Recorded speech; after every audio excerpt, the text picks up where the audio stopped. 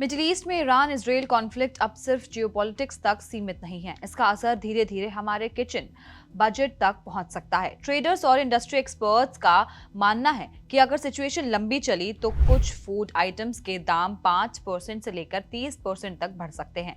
अब समझते हैं कि आपकी डेली ग्रोसरी पर इसका क्या असर पड़ सकता है। दाल महंगी हो सकती है। दाल चावल भारत के ज्यादातर घरों का कंफर्ट फूड है, लेकिन अब दाल के दाम बढ़ने का खतरा है।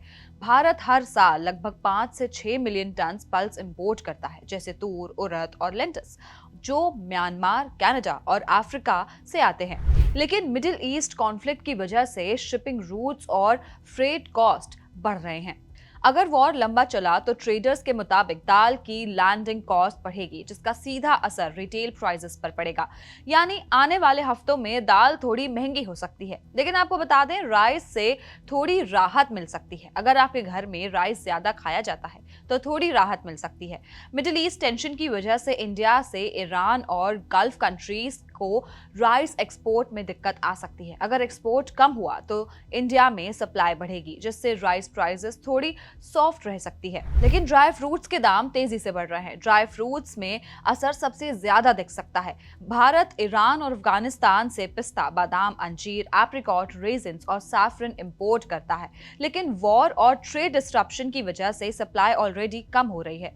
ट्रेडर्स के मुताबिक कुछ आइटम्स के दाम 20 से 30% तक बढ़ चुके हैं। अगर मामरा बादाम की बात करें तो लगभग 1,800 रुपए पर केजी से बढ़कर 2,800 रुपए पर केजी हो चुका है। वहीं ईरानी पिस्ता की बात करें तो 840 रुपीज से करीब 1,300 रुपीज पर केजी हो चुका है। एप्रिकॉट के दाम 750 रुपीज से बढ़कर 1,400 रुपीज पर केजी हो चुके हैं। इसी वजह से अब लोग 1 केजी की जगह 250 ग्राम खरीद रहे हैं, क्योंकि प्राइसेस काफी बढ़ गए हैं। महंगाई की मार सिर्फ यहीं पे थमने वाली नहीं है। मिठाई या डेजर्ट्स भी महंगे हो सकते हैं। ऐसा इसलिए क्योंकि ड्राई फ्रूट्स महंगे होने का सीधा असर मिठाई, बेकरी प्रोडक्ट्स और डेजर्ट्स पर पड़ेगा। स्वीट शॉप्स, होटल्स, बेकरीज और केटरर्स को पिस्ता, सैफरन और अंजीर जैसे इंपोर्टेड इंग्रेडिएंट्स की जरूरत होती है।